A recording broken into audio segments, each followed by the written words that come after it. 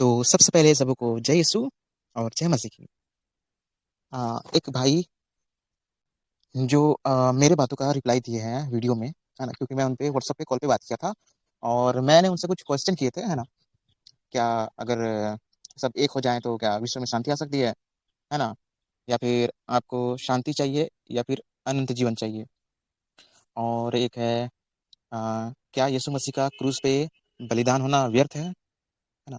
तो इसी चीज़ पे मैं बात करना चाहूँगा। तो मैं जो बात उनको बताना चाहता था, है ना? तो वही बात को मैं बताऊँगा, जो मैं उस दिन कॉल में व्हाट्सएप में बताना चाहता था। लेकिन वो अंकल जो है, जो भाई है, अंकल अंकल बोलना ठीक नहीं लगता है, भाई हैं। तो वो भाई हैं, तो मैंने उनसे कुछ-कुछ सवाल किए और उन सवाल का जवाब अपने वीडियो में नहीं दिए ना, और उन सवालों को भी नहीं बताए, है ना? और बाद में God bless you, God bless you, God bless you करके फ़ोन काट दिए, है ना? तो उसी बात पे मैं ये वीडियो बना रहा हूँ, वॉइस वीडियो, है ना? तो देखिए कि मैं अपनी बात को उनके पास नहीं रख पाया, क्योंकि मैं खुद एक रोमन कैथोलिक हूँ और मुझे ऐसे बहुत सारे डाउट्स होते हैं, तो मैं उन बातों को रखना चाहता था उनके साथ में, क्योंकि वो उनका वीडियो मैं हमेशा देखता हूँ, है ना? और तो सोचा कि रोमन कैथोलिक वाले हैं तो इसका आंसर दे सकते हैं, है ना? लेकिन उन्होंने मुझे थोड़ा गलत समझा कि तो उन भाई के लिए मैं कुछ लिख कर रखा हूँ, क्योंकि एक ही बार में तो नहीं बोल सकता, इसलिए मैं हर चीज़ को सीधे-सीधे तौर पर लिख दिया हूँ, है ना? और उन्हीं चीज़ को मैं बोलूँगा। वो बोले थे कि अगर विश्व में शांति हो रही है तो तुमको क्या प्रॉब्लम है? प्रॉब्लम किसको होता है? शांति से प्रॉब्लम किसको होता है? कहने का मतलब आप भी समझ सकते हो कि शांति से तो शैतान को ही प्रॉब्लम होगा, है ना? शांति से तो शैतान को ही प्रॉब्लम होगा ना। अगर सारे मनुष्य एक साथ शांति के साथ रहेंगे तो शैतान को प्रॉब्लम होगा, है ना? तो ठीक है, विश्व में अगर आप बताइएगा, है ना? आप जितने भी सुन रहे हैं आप बताइए, अगर विश्व में शांति आ जाती है, ठीक है? सारे मानव जाति में शांति आ जाती है, परमेश्वर ने यीशु मसीह का बलिदान क्यों किया? है ना? अपना जो इकलौता पुत्र है, उनको बलिदान क्यों किया? क्या उनको मालूम नहीं था कि विश्व में तो आगे शांति हो ही जाएगी, स्थापित हो ही जाएगी, सारे लोग एक साथ रहेंगे, है ना? तो फिर यीशु मसीह का बलिदान क्यों दिए? रीज़न क्या है? यहाँ पे आपको समझ में आएगा कि मैंने उस सवाल को क्यों पूछा था कि आपको शांति चाहिए या अनंत जीवन चाहिए? और यहीं पे आप समझेंगे उसको। तो पाप मुक्ति कैसे होगी? है ना? पाप की मुक्ति कैसे होगी? क्या पूरे विश्व में शांति स्थापित करके होगी, या यीशु मसीह में विश्वास करके, उनके वचनों का पालन करके, परमेश्वर की इच्छा के अनुसार चल के होगी, या उनसे हट के होगी? तो यहाँ पे हम एक वचन लेंगे, है ना? क्योंकि परमेश्वर ने जगत से ऐसा प्रेम रखा कि उसने अपना एकलौता पुत्र दे दिया, ताकि जो कोई उस पर विश्वास करे, वह नष्ट न हो परंतु अनंत जीवन पाए। है ना? यहाँ पे क्या है?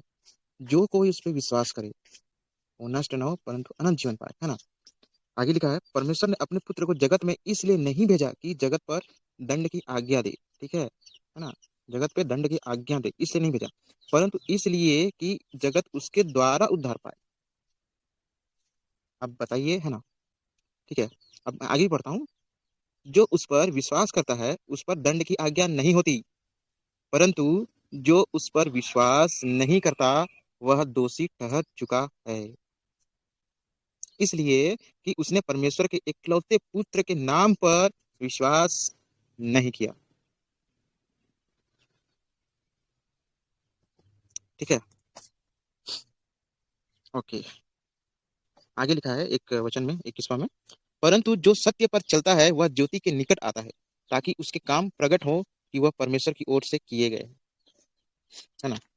तो कहाँ तक गलत है, कहाँ तक सही है, ये मैं नहीं बोलूंगा, ये आप ही लोग डिसाइड करना, अगर मेरी बात सही होगी तो, है ना? तो यहाँ पे जैसे लिखा हुआ है कि जो कोई विश्वास करेगा, है ना, यीशु मसीह पर जो कोई विश्वास करेगा, उस पर दंड की आज्ञा नहीं होगी, लेकिन वो दोषी ठहर चुका है। ठीक है, दुनिया में जो शांति की बात हो रही है ना, जैसे कि हमारे भाई बोले, है ना? तो क्या वो कर्म, वो शांति की बात क्या दूसरे धर्म के लोग नहीं करते? शांति हर कोई चाहता है कि शांति हो। आपको सबसे अच्छा उदाहरण देता हूँ, है ना? बुद्ध में भी शांति, है ना? बुद्ध में भी शांति से रहते हैं, ठीक है? लेकिन वो लोग ईश्वर को नहीं मानते हैं, पाप पुण्य को नहीं मानते हैं, है ना? नर्क स्वर्ग नहीं मानते हैं। तो आप बताइए कि उनका उद्धार कैसे होगा? जो ईश्वर को ही नहीं मानता, है ना? तो उनका उद्धार कैसे होगा? वो लोग जान रहे हैं यीशु मसीह ने जान दिया है हमारे पापों के लिए, लेकिन फिर भी वो लोग विश्वास नहीं करते, तो उनका उद्धार कैसे होगा? ठीक है, जो लोगों के सामने मुझे अस्वीकार करेगा, मैं उसको पिता के सामने अस्वीकार करूंगा।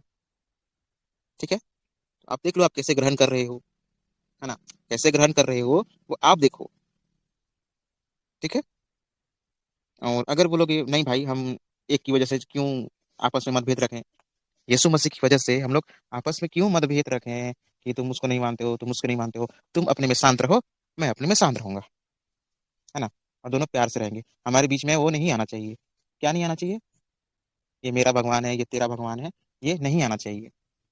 बराबर? ठीक है, तो शांति आ जाएगी, है ना। सत्य की खोज करो, सत्य तुम्हें स्वतंत्र करेगा। और मैं रोमन कैथोलिक वाला हूँ, लेकिन मैं वैसे नहीं हूँ जो बस दूसरों का सुन लिया और मान लिया। मैं बाइबल से सत्य को खोजता हूँ, है ना। तो प्रभु यीशु मसीह ने ऐसा क्यों कहा, है ना, कि मेरे नाम के कारण सब लोग तुमसे बैर करेंगे, पर जो अंत तक धीरज धरे रहेगा उसी का उद्धार होगा। हम्म? ऐसा क्यों कहा मसीह ने, है ना। अगर ब्रदर अगर जवाब देना चाहते हैं तो दे सकते हैं, है ना। और एक लास्ट क्वेश्चन है कि अगर लोग अपने अपने, है ना, अपने अपने देवी देवताओं को मान रहे हैं, है ना, और उन्हीं से अगर उन लोग शांति से जी रहे हैं, हम्म, तो ये 10 आज्ञाओं में से पहली आज्ञा का उल्लंघन नहीं है क्या? बताइए। सत्य को बता रहा हूँ मैं, है ना, आप बताइए कि अगर लोग अपने अपने धर्म में रहकर शांति से रह सकते हैं, तो क्या ये पहली आज्ञा का उल्लंघन नहीं है ना। क्या ये पहली आज्ञा का उल्लंघन नहीं है क्या, कि केवल एक ही ईश्वर है और उसके अलावा तुम किसी और को ईश्वर ना कहना, है ना। तो ये पहली आज्ञा का उल्लंघन नहीं है क्या?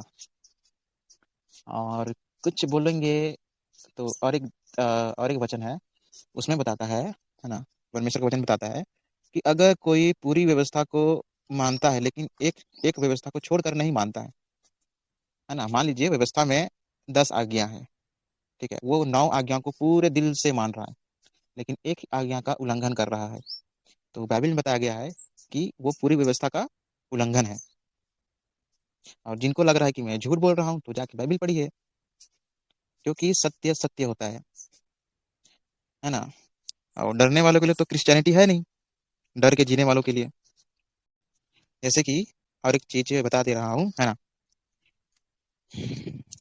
जब लोग एक ही ईश्वर को मानेंगे तो बाकी जो धर्म के देवी देवता हैं उनका क्या होगा? ठीक। दूसरी बात, अगर देवी देवता हैं, अगर देवी देवता ही नहीं रहेंगे तो धर्म कहाँ से हुआ? अगर धर्म ही नहीं हुआ तो धर्म गुरु कहाँ से हुए, है ना। क्या कोई अपने देवी देवता को बिना पूजे क्या उस धर्म का धर्म गुरु हो सकता है? इसका जवाब आप मुझे देना, प्लीज, जरूर से। ठीक है। ठीक है। जय यीशु, जय मसीह, प्रभु सबको आशीष दे।